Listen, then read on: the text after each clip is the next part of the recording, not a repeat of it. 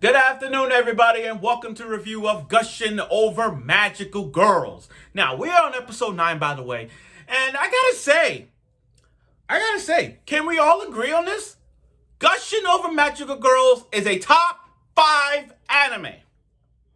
Let's talk about it. It is a top 5 anime. Now, here's the thing.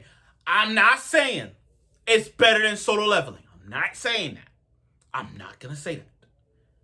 But as you watch Gushing Over Magic Girls up to this moment and on right now, this is a top 5.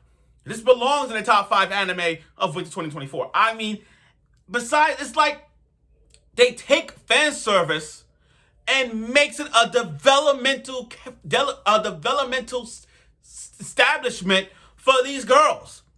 No matter how many times we see a BDSM, the BDSM of this show has taken it to not only fan service, but it takes that into a character development. And we have been seeing that from episode to episode. And like episode 8 was kind of the sad one. It was sad. I mean, like, last week was so sad. It was sad to see local musica getting beat up like that. I mean, it was so sad to see her getting whipped. It's like a parent coming home with a belt and whipping you with it. And it's so sad to see that.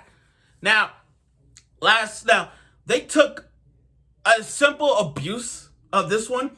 It's like physical abuse, and then they took it to idol abuse. And take note, guys, I'm wearing a Love Live shirt because this is about local musica. When it comes to idols, we all love idol animes. Some do, some don't, because I get it. It's not everybody's portray as like, it's like a idol thing. Like when you think of idol animes, you're going to say Idol Master, you're going to say Love Live. There have been some idol animes in my head I kind of forgot. And there are some groups in, like, Bang Dream has Pastel Palettes. I would say Photon Maiden is part of an idol if you want to add that to the mix of D4DJ. But my point is, when it comes to idols, every idol tells a story. Every idol anime has these gorgeous characters, and we tell them about who's our favorite idols. Like, my favorite idol is Rico. And there are other idols that screams like, may not be my favorite idol, but, we have our least favorites. Like, mine is Yumi, Kotaro, Ellie, Nico. I mean, the list goes on and on. But that's a different topic in the way. We're talking about Gushing Over Magic Girls. And this episode has defined what it is about what takes an idol and then make an abusive out of it. That's what it is. So, without further ado, let's get right to the review of Gushing Over Magical Girls, episode 9 review. Okay. I'm going to break this down to 2 parts here. Thresh Magica and mostly Loco and Libro. Let's talk about Thresh Magica. Thresh Magica, fuck them.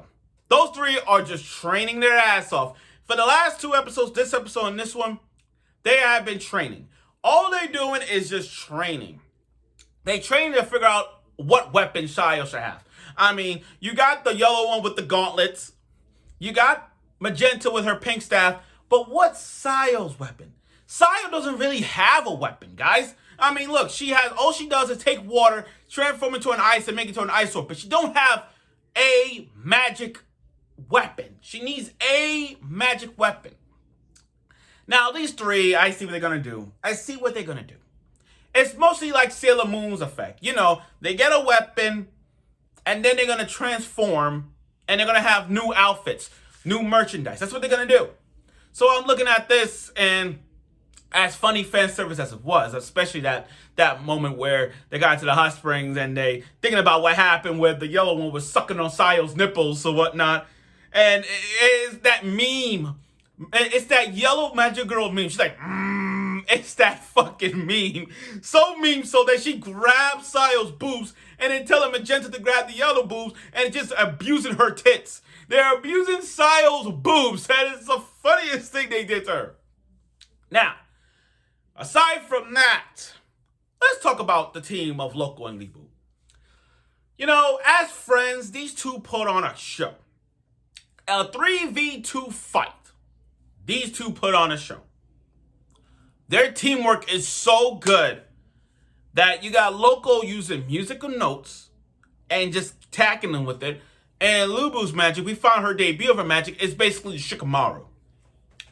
You know how Shikamaru does the shadow possession jutsu or shadow paralysis jutsu, and just using shadows, his shadows against the other shadows to take control of them. I like that. I like that ability. I mean, to use shadows as a as a magical ability is broken. It is so freaking broken. I mean, you can stop with flash grenades, but because she's in the shadows. That's the thing about her ability. Her ability is like it's in the shadows. It's like if you go outside, she's already in your shadows and she'll grab you. I like that. I do like that ability as well. It's so it's brolic. So Local Musica, her backstory is so like, damn, y'all fucked up. Y'all fucked up. I mean, this is Local Musica, who dreams of becoming an idol. That's every somewhat girl's dream, is to become an idol. Her backstory is so fucked up. I mean, let me get to that.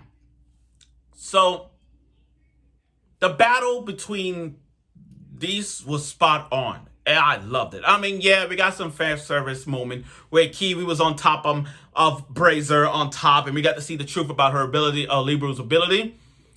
But Local Musica having Libru stuck in a house, Alice's dollhouse, and just controlling. But I keep bringing up the backstory. I'm gonna bring it up right now.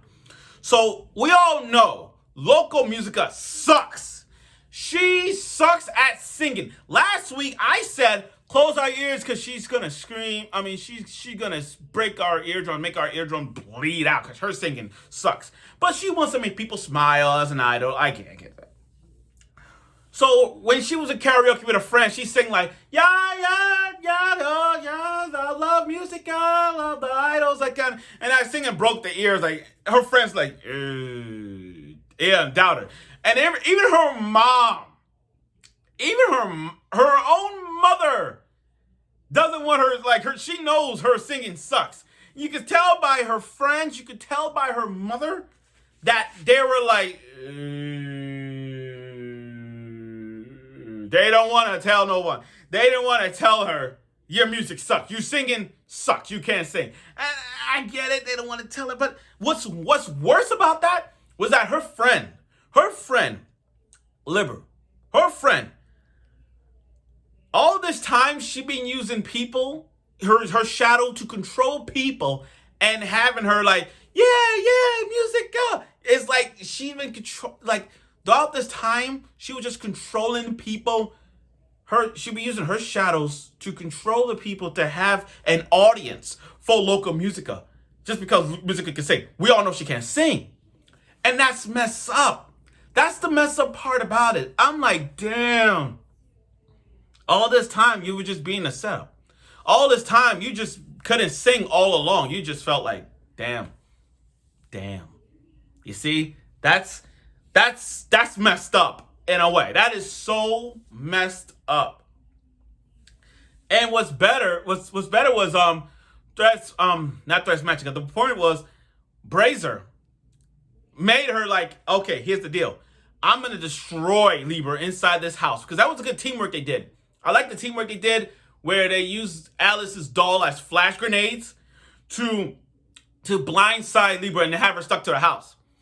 And I know Libra didn't want to hear the truth about that, but damn, it was fucked up.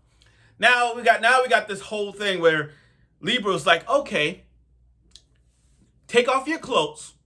I mean, where Brazier's like, okay, Loca, you want your friend free? Take off your clothes and perform. And I like how Loca, I like how Kiwi and Alice just don't mind the fight. They're like, oh, this is boring. We're just gonna look at a butterfly. They just looking at it, and you see them just Loco take off her clothes, and she was singing. It's like this is why I like this show, guys. It's like they take BDSM and made it into a character developmental skill. It's like BDSM is a way to bring a character a development as a power-up, a developmental way to improve your skills. And that's what they did with Loco. Loco just took off her clothes, and when she sang, it was like, oh my God, she has a voice. She has a voice. It's like her voice is it's like being naked is the way to perform your skills. And Loco got turned on by it. It's like from physical abuse to idol abuse in this one. You know what I mean? Last week was a physical abuse on the sad moan on Loco. But on this one being an idol abuse way, it was just like, damn. If that's what makes you sing so good, then that's what it is. You need the idol abuse. But it's like BDSM took it to a whole nother level for the development of Loco, and that's what they did. Taking off her clothes and just have her singing. And she sings so good. They wanted an encore. You see Kiwa's reaction and Alice. They're like, encore, encore. And I'm like, wow. And then at the end of that episode, it's like, at the end, we got the real names. Like Libu's real name is Nemo, and Musica's name is Matama, but we don't really go by their names. I just realized watching this, we don't really go by their names.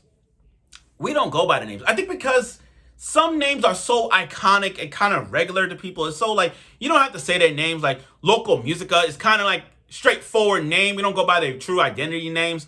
Some like Alice, I just call her Alice. I don't go by her real name, but I call her Alice because it makes sense, Alice in Wonderland. But Kiwi's is some easy name because, again, it's a Kiwi. We all know what a Kiwi is, so it's easy for that.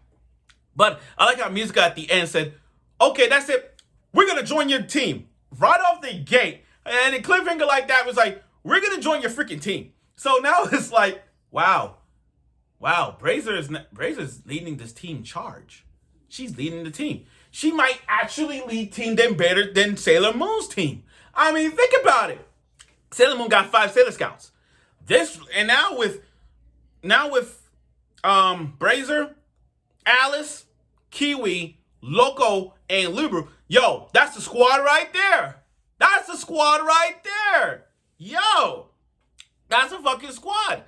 But we're going to see where this goes. Now, next week's episode is going to be Loco versus Libru. So I know where this goes just by looking at the title. There's going to be some Yuri freaking action going on next week. Especially when it says, you know how like every character says, this, X, this, that means something big is going to happen with these two. But again, overall, this was a pretty good episode. I mean, the fights was really spot on. The fan service was spot on for Loco Musica. And what they did in this episode forget the fan service. What this episode did is they take a physical abuse from last week and then turn it into an idol abuse. And not only that, it showed us how BDSM, throughout these episodes, up till this one, it showed us how BDSM can make a character grow. And like Loco Musica in this episode, they freaking did it. I gave her props for her voice. She has a good voice now. So imagine us going to a Loco Musica concert and see her perform like that. We would have had our glow sticks and say, oh, Loco, you know. Or musica. But that's how it is. So I look forward for next week's episode of Gushing over Magical Girls. We are down to the wire. We are almost done. Sad to see the show go. And I heard it's getting a Blu-ray DVD. So make no mistake about it. I am going to buy this Blu-ray DVD. And they got these figures and all whatnot. I'm buying the figures. Trust me when I say this. I'm buying one figure at least of my favorite. So I look forward for next week's episode of it. And I'm sure you will.